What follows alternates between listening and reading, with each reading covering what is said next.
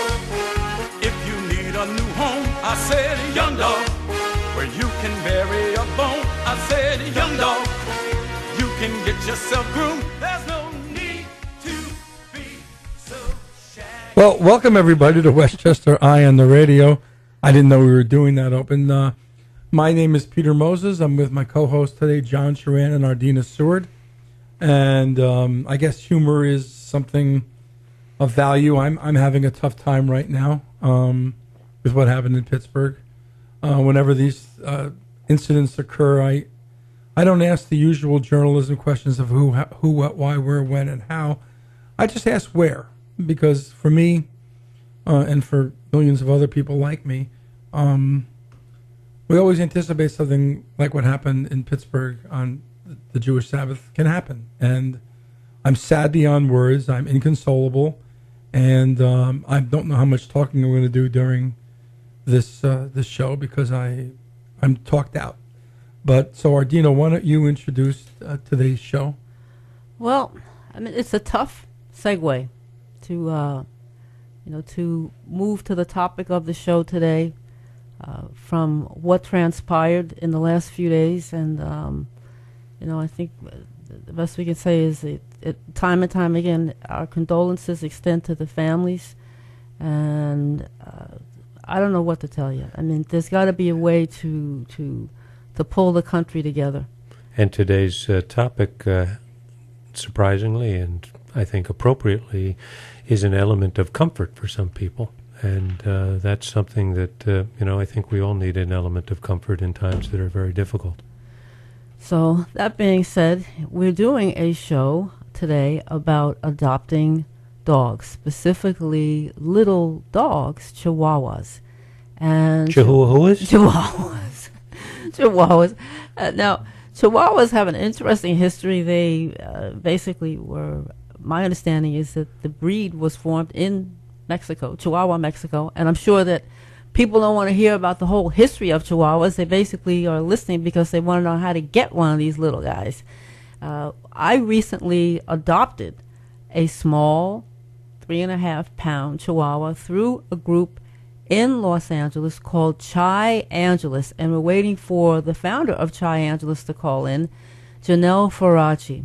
Chi Angeles is a unique dog rescue group that specializes in Chihuahuas, and the way they operate is the Chihuahuas are pulled, and that's a rescue term, pulled from the LA shelter specifically, which has, I believe, 4 branches. There's South LA, there's Central LA, there's the harbor section.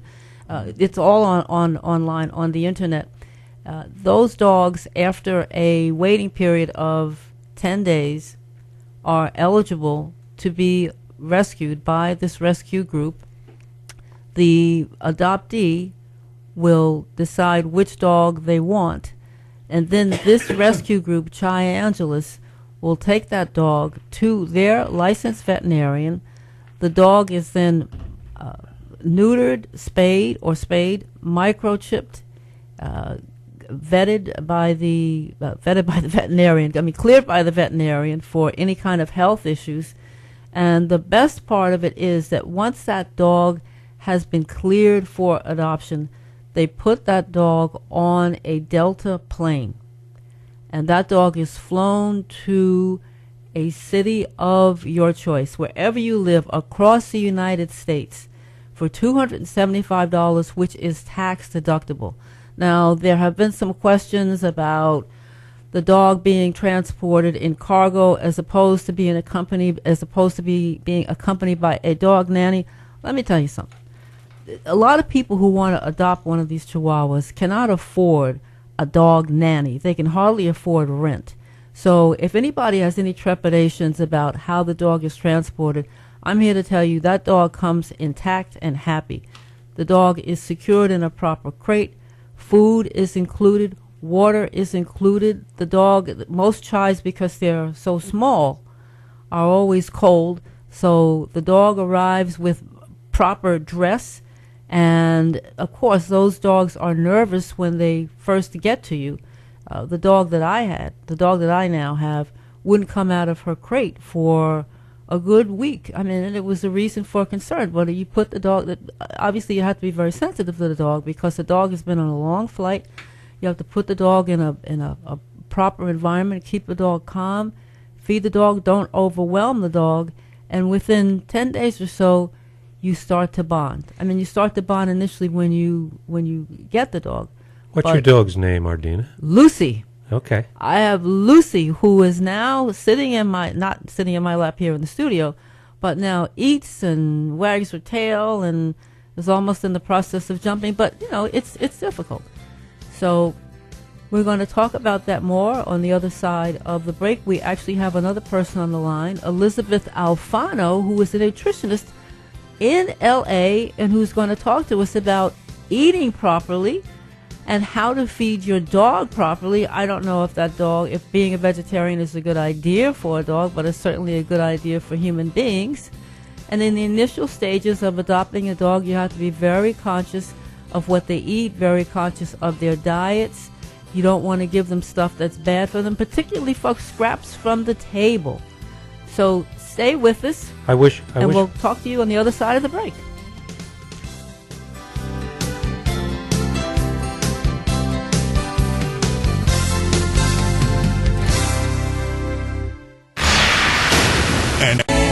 Let's return now to Westchester Eye on the Radio with Peter Moses, John Sharan, and Ardina Seward on 1460 WVOX.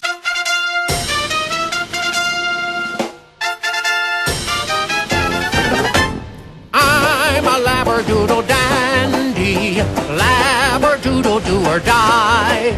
A real live cross between a poodle and lab, crossbred perfection.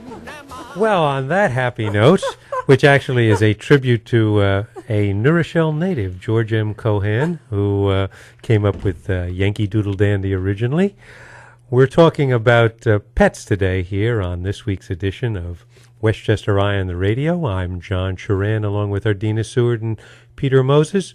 And today, like I say, we're speaking about pets. And on the line, we have Elizabeth Alfano. And Ardina, you're more familiar with her than I, so why don't you take the honors of introducing her? Okay, we're going to get to Liz in 10 seconds. Just before we go to Liz, I have to put in a plug for the guys who wrote that music. It's Dick Bright and Tom Dunbar. And these are guys out of L.A., Marin County. And they have a company called Canonica Productions. And they have written a bunch of songs called Canine Classics, which are hysterical. And they are also, they're being very gracious. And for anybody who wants to buy their CD, they will donate $1 of every purchase to a shelter of the choice of the purchaser. So we're going to give you their website, which is www.canicaproductions.com. And I'll also post information on our website, which is Westchester Eye on the Radio, which you will find on Facebook. Liz, I'm almost out of breath. So I'm glad that you called and I'm glad that you were on the line. Now that once people adopt the dogs, Elizabeth, I know that you are a vegetarian and a nutritionist. What do you advise that people feed the dogs? Hi, Ardina. Thanks for having me on the show, Peter, John, and Ardina. I'm thrilled to be here. I wish I could be there in studio with you because I know how much better that always is, but at least we're on the phone together. Just a couple quick corrections before I dive into that. So it's Elizabeth, just so that people don't get confused, Ardina included. So I just want to get you the right name.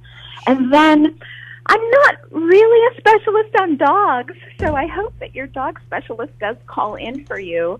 But I do love animals, and you're right, I am vegan, and I love to talk to people about their nutrition and what can work the best for them and their can I ask you a question? Health. Can I ask you a question? Sure thing. Sure thing. I realize that you're not an expert on dogs, but you must have an opinion, a professional opinion gleaned by your nutritional evaluations for humans on how animals might best eat. So it's really different, you know. So I understand that. I understand. Sure. Yeah, and I'm not saying that you're the world's greatest expert on this subject matter, but why don't you tell us what your thoughts are? Because Ardina raised a good point before the break she discussed the fact that vegetarianism might not be the best way to feed a dog. And from everything I've read, I would agree with that. But I'm assuming you're going to have a different opinion than me. Yes, I have a different opinion. It would just be my own. Well, who's else could it be? Here, but, who's else could it be but your own? What now? He's saying, of course, it's your own opinion. Peter's being funny. Go ahead. Yeah. So dogs are omnivores, like we are. So they can eat both meat or not meat. So there are many theories out there. Some people say that it would be better to not feed them meat because the meat that the dogs are getting are like the worst of the worst. It's the scraps of the scraps of the scraps of the things left on the factory floor. So it's what they're actually getting in those scraps aren't that great for them. And then others say a diet of plants and meat is fine as long as it's not table scraps. So now I'm just repeating what my vet says to me. So I know some things are poisonous for dogs, like onions.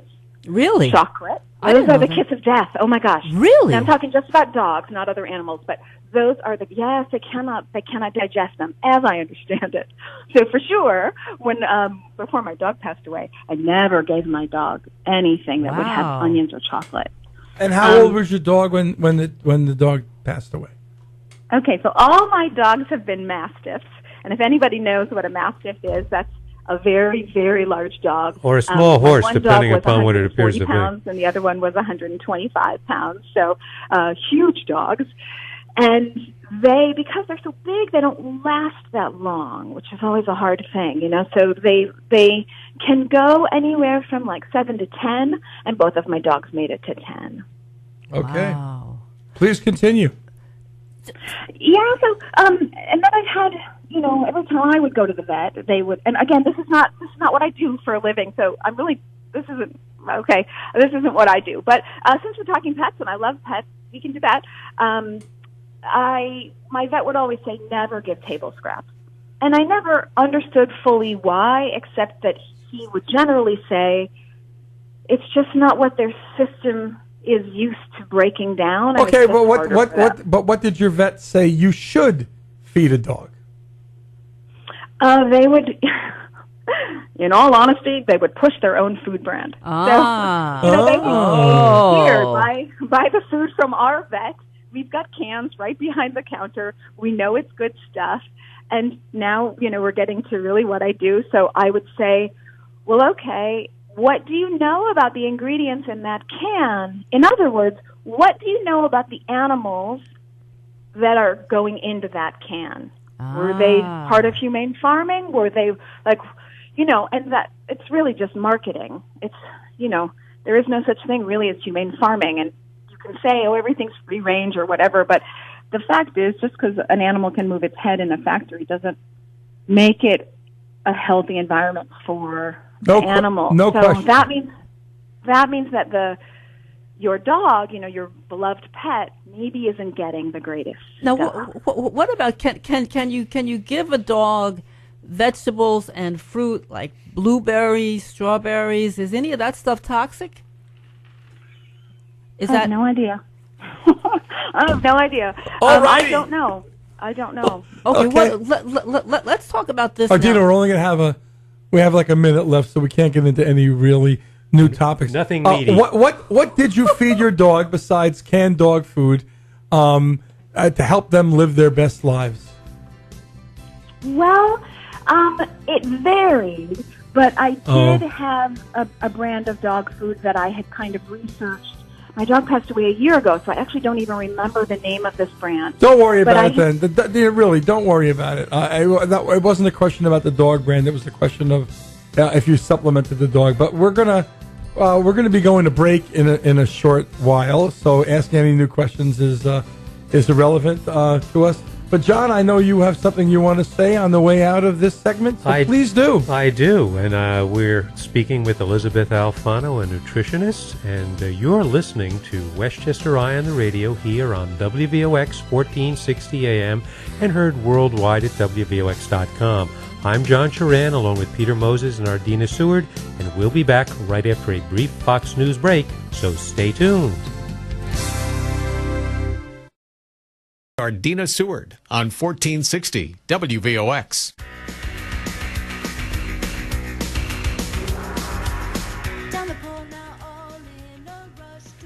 We were going to make this show about dealing with pets and animals, but unfortunately one of our guests hasn't phoned in.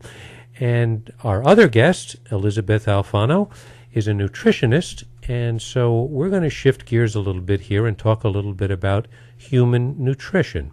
And Elizabeth, why don't you tell us a little bit about the current state of American eating? Are people eating better now than they were years ago, or are they eating worse?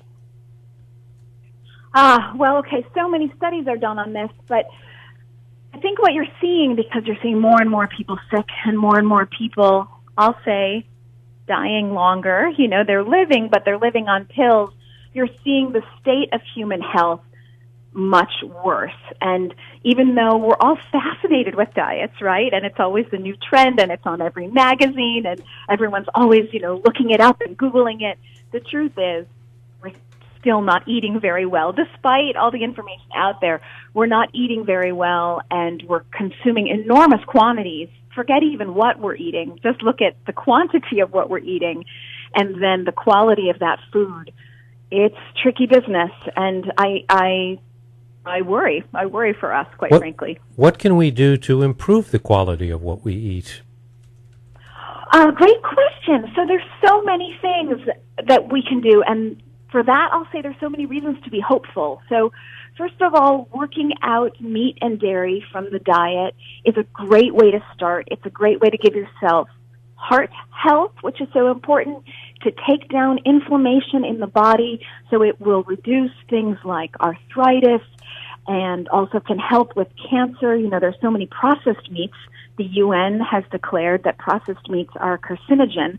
So things like bacon is, you know, listed as a carcinogen. So certainly if you have any cancer in your family, oh gosh, stay away from that. And then, as I say, dairy for inflammation in the body, diabetes, these things, when you work out, it's a 1-2 punch, you know. So when you work out meat and dairy and you replace with whole food plants, you are doing your body a favor. Now, people, the body needs protein, and meat is usually a primary source of protein. If one eliminates meat from the diet, how does one maintain a proper amount of protein that one ingests? I love this question. This is my favorite question of all time, because somehow along the marketing way, we somehow think that meat is the only way to get protein. And of course, this just isn't right, because there's so many plant proteins out there. Beans, chickpeas, lentils, you know, everything has protein, even oats. So, for example, I love to start my morning with oatmeal. Well, a normal serving of oatmeal has 5 grams of protein. And if you add in some flax seeds or hemp seeds or any kind of nut, pumpkin seeds or something, you're going to be giving yourself some more grams of protein. I happen to have like an almond yogurt. There's also cashew yogurt. There's tofu. If you add in that to just a normal breakfast bowl, you've got another, 7 grams of protein. Before you know it, you've got 19 grams of protein, and it's just breakfast. You just started your day. So there are so many ways to get protein, healthy proteins. Everyone thinks, oh my gosh, I've got to get proteins. It's not that you have to get protein, it's that you have to get the right kind of protein. What kind of package does your protein come in? Plant proteins are going to be a lot better for your body because it's not going to cause that kind of inflammation. I know you probably want to say something. I'll let you hop in just a second. I'll just add to that. What I do on my interview podcast, Awesome Vegans, is I interview people who've switched up their diet to see, how do you feel? And I'm finding more and more Olympic gold medal athletes coming on my podcast because they've all switched over to a plant protein diet and they're performing so much better. Why don't you say slowly so that people can find it, the name of your podcast, so that people can actually find out more details about your philosophy on these things? Sure thing. So the podcast is called Awesome Vegans, and it's on iTunes. It's also giving a little Chicago shout out there. It's on WGN Radio in Chicago as well, and it's on iTunes, of course. And I do a video version, which is on YouTube, and of course, it's on my website, ElizabethAlfano.com. Okay, Elizabeth, I have a quick question. And I also, before I ask that question, I want to let the audience know that since Janelle Faraci from Chi Angeles Rescue is not here, did not phone in, I will fill in the information. So if you're out there and you want answers about how to adopt a small Chihuahua, you can call the studio, which is 914-636-0110. That's 914-636-0110. And Elizabeth, Halloween is coming up. And that means sugar, candy, the whole 9 yards. Now, this is a two-part question. When the kids start ringing the doorbells and making noise, did your dog at the time get upset or excited? And if so, how did you calm your dog down? And the second part of the question is about giving the dog candy. I'm sure that you didn't do it, but there might be people out there who want to give Fido a little treat, and that's a bad thing. Yeah, onion candy is supposed to be really, really good. Chocolate-covered onion candy. Okay, so so we're back to pets. Again, not what I do, but I love pets, so I'm happy to talk about it. Here I'm going to give a shout-out, first of all. Adopt, don't shop. So, and I know Ardina's already talking about that and that there are animal rescues. I'll just elaborate on that and say, so Ardina's talking about a Chihuahua rescue, Rockstar. So many people want Chihuahuas. But if you want a full breed, there is a rescue out there for every breed. I love Mastiffs. There's a Mastiff rescue. There's a Beagle rescue. There's a Greyhound rescue. There's a et cetera, et cetera. There's just a Bloodhound rescue. They're out there. So please, I really encourage everyone, no need to go to a breeder. Excuse me. There's enough bloodhounds that have not been adopted that there's a rescue group for them. Oh, absolutely. I don't even know what a bloodhound is. Do any of you know what is a bloodhound? That's the one that has the droopy face and the long ears that you see at the start of the Beverly Hillbillies. I thought that was my Aunt Gertie. That's it. Your Aunt Gertie was not at the start of the Beverly Hillbillies when Jet is out hunting for. You don't know that for some food. Well, I hope Aunt Gertie looked a little better than the dog. A dog ran quicker. It could be. Dog ran a lot better and didn't wear really awful perfume. Aunt Gertie was awful that way. Beyond that sort of thing, I'm just curious because we only have 2.5 minutes before we go to break. What are your thoughts about the president's diet? Do you think that in any way influences how he governs? The fact that he prefers McDonald's to a salad? I love this question, too. I think that's now my favorite question. That's going to be better I'm happy I passed the I'm grade. no longer the one with the favorite question. Pal. You've been supplanted. Go ahead, please. I love this question. So let me tell you, because this is such an important question. For anyone to do any job, you've got to have good nutrition. So think about your kids trying to get through a school day. Do you want to feed them Doritos and have them have a sugar high, because the carbohydrates break down and then they crash? Or do you want them to have long-standing protein like plant protein that will get them through the day? And certainly there's no more stressful job than the President of the United States. I take it personally as a sign of worry that the president doesn't perhaps think more about his health, because if he's going to be here for a long-standing job, then I would want him to be healthy. And I don't. There are many of us.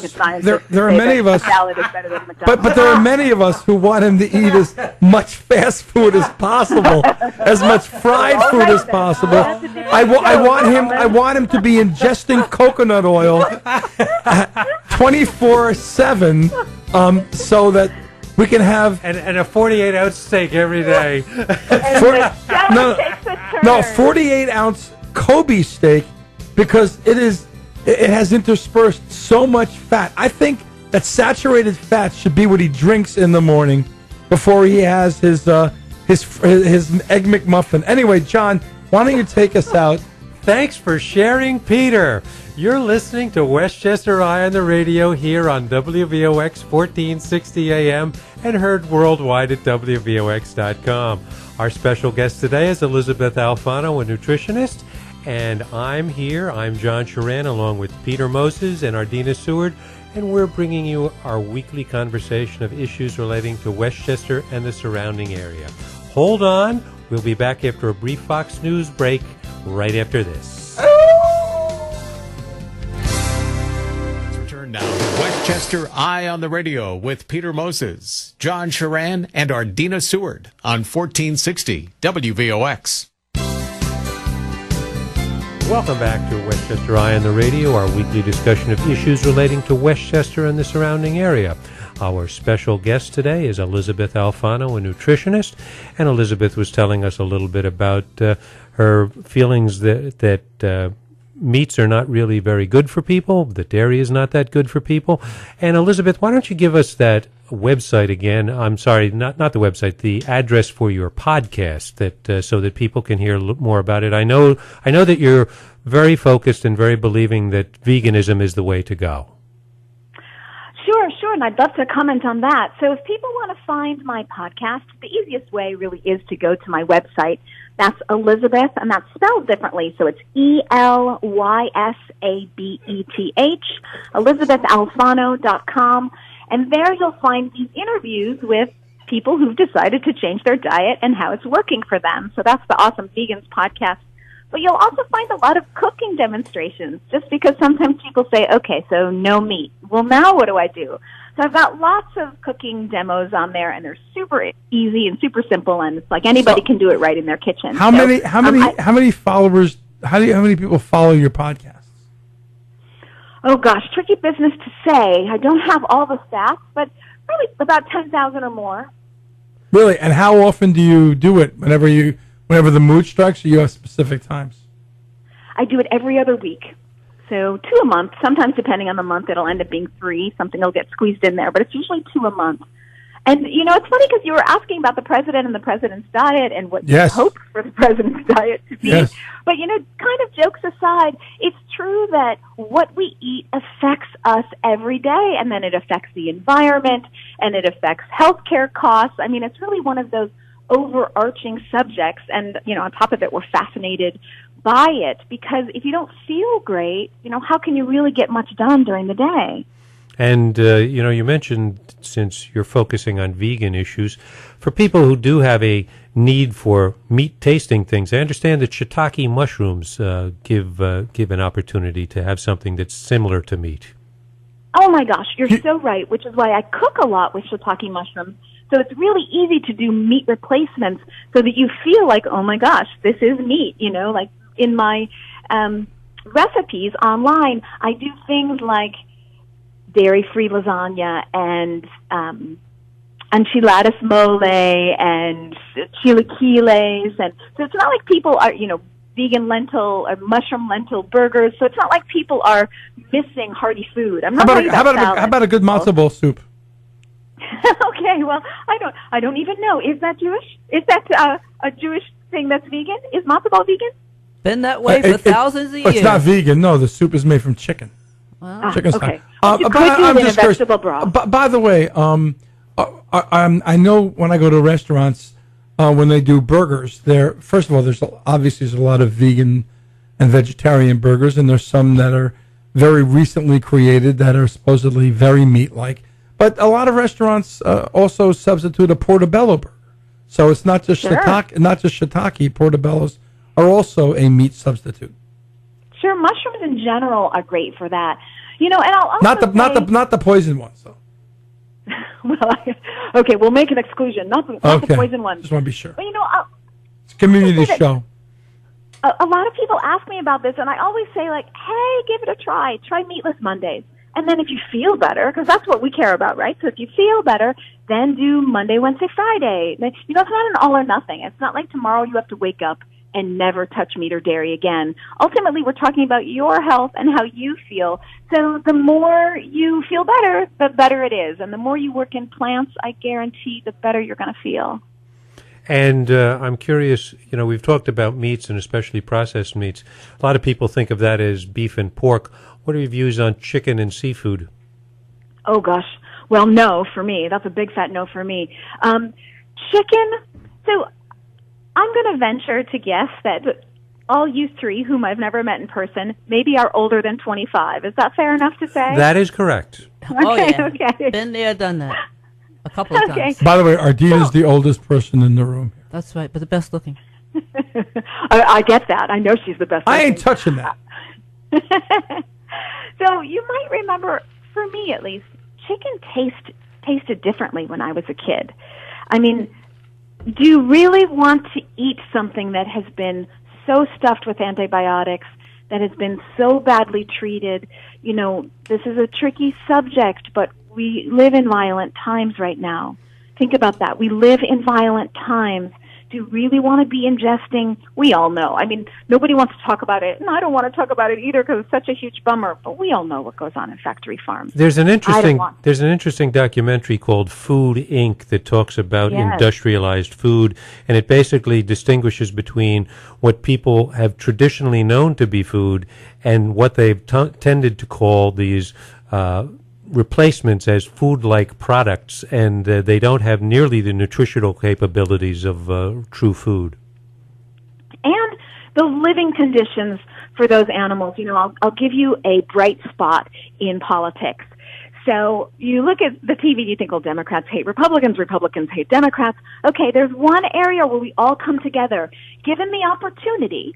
So by that I mean if we can get the politicians to do their jobs and actually get better legislation on the ballot, given the opportunity, Democrats, Republicans, and independents alike will vote for better animal reform. Because most people, unless there's something truly wrong with you, most people don't want to see animals abused. And so I say again, we're kind of in this violent time in society.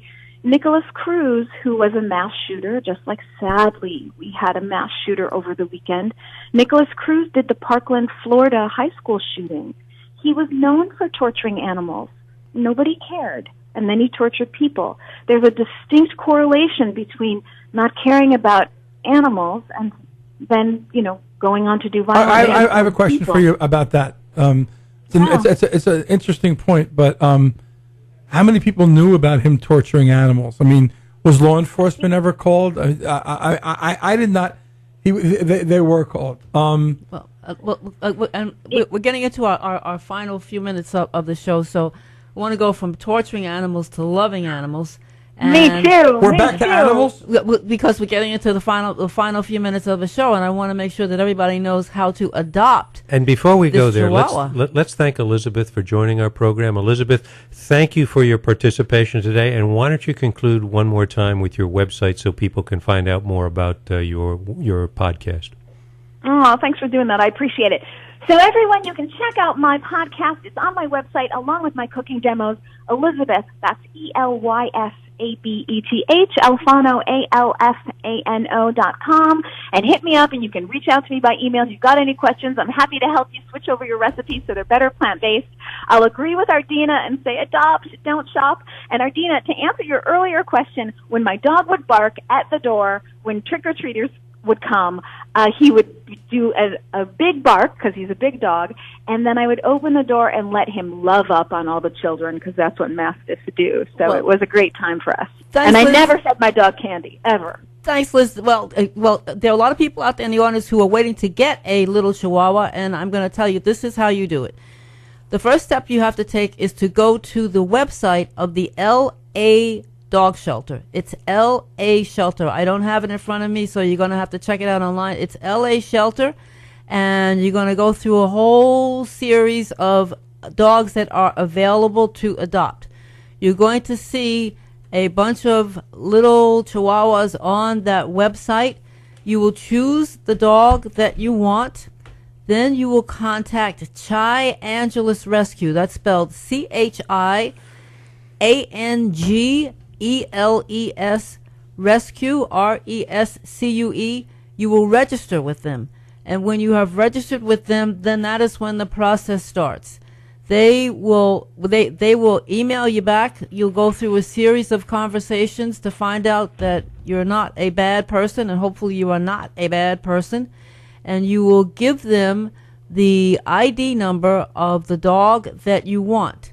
Once they have that ID number, they in turn will go to the LA shelter, make sure the dog is available, and they will pull the dog for you. Okay, Ardina, who's our guest next week? Our guest next week is Michael Wildis, who was supposed to be on before, but he is an immigration lawyer for Melania Trump and her parents, and he's also running for mayor of Inglewood, New Jersey. And I'll believe it when I see him here. Me too. So this has been an interesting show today. I certainly you needed a laugh, Peter. A necessary funny one. So I appreciate that. I really hope that people can take something from what happened in Pittsburgh and do something positive with it. All the marches in the world, all of the condolences in the world are nice, but we need action, not just words. And you guys have a great week, and congratulations, Boston Red Sox. Bye now.